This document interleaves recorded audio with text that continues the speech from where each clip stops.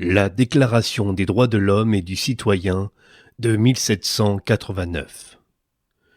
Les représentants du peuple français, constitués en Assemblée nationale, considérant que l'ignorance, l'oubli ou le mépris des droits de l'homme sont les seules causes des malheurs publics et de la corruption des gouvernements, ont résolu d'exposer, dans une déclaration solennelle, les droits naturels, inaliénables et sacrés de l'homme, afin que cette déclaration, constamment présente à tous les membres du corps social, leur rappelle sans cesse leurs droits et leurs devoirs, afin que les actes du pouvoir législatif et ceux du pouvoir exécutif, pouvant être à chaque instant comparés avec le but de toute institution politique, en soient plus respectés, afin que les réclamations des citoyens, fondées désormais sur des principes simples et incontestables, tournent toujours au maintien de la Constitution et au bonheur de tous. En conséquence, l'Assemblée nationale reconnaît et déclare, en présence et sous les auspices de l'être suprême, les droits suivants de l'homme et du citoyen. Article 1er. Les hommes naissent et demeurent libres et égaux en droit. Les distinctions sociales ne peuvent être fondées que sur l'utilité commune. Article 2. Le but de toute association politique est la conservation des droits naturels et imprescriptibles de l'homme. Ces droits sont la liberté, la propriété, la sûreté et la résistance à l'oppression. Article 3. Le principe de toute souveraineté réside essentiellement dans la nation. Nul corps, nul individu ne peut exercer d'autorité qui n'en émane expressément. Article 4. La liberté consiste à pouvoir faire tout ce qui ne nuit pas à autrui. Ainsi, l'exercice des droits naturels de chaque homme n'a de borne que celle qui assure aux autres membres de la société la jouissance de ces mêmes droits. Ces bornes ne peuvent être déterminées que par la loi. Article 5. La loi n'a le droit de défendre que les actions nuisibles à la société.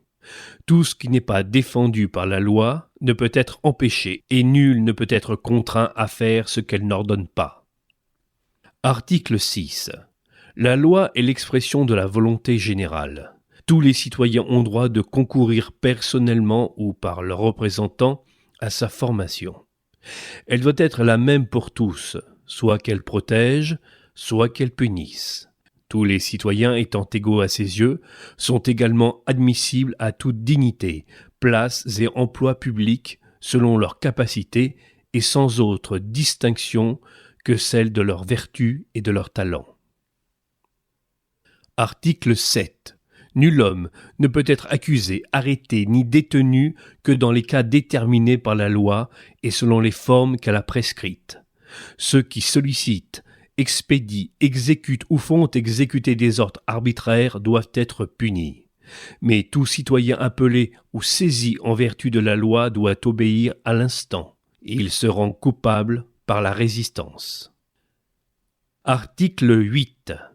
La loi ne doit établir que des peines strictement et évidemment nécessaires, et nul ne peut être puni qu'en vertu d'une loi établie et promulguée antérieurement au délit, et légalement appliquée. Article 9. Tout homme étant présumé innocent, jusqu'à ce qu'il ait été déclaré coupable, s'il est jugé indispensable de l'arrêter, toute rigueur, qui ne serait pas nécessaire pour s'assurer de sa personne, doit être sévèrement réprimée par la loi. Article 10. Nul ne doit être inquiété pour ses opinions, même religieuses, pourvu que leurs manifestations ne troublent pas l'ordre public établi par la loi. Article 11. La libre communication des pensées et des opinions est un des droits les plus précieux de l'homme. Tout citoyen peut donc parler, écrire, imprimer librement, sauf à répondre de l'abus de cette liberté dans les cas déterminés par la loi. Article 12. La garantie des droits de l'homme et du citoyen nécessite une force publique. Cette force est donc instituée pour l'avantage de tous et non pour l'utilité. Nous espérons que vous avez apprécié cet aperçu. Pour continuer à écouter ce livre audio sur Google Play Livres, utilisez le lien dans la description de la vidéo.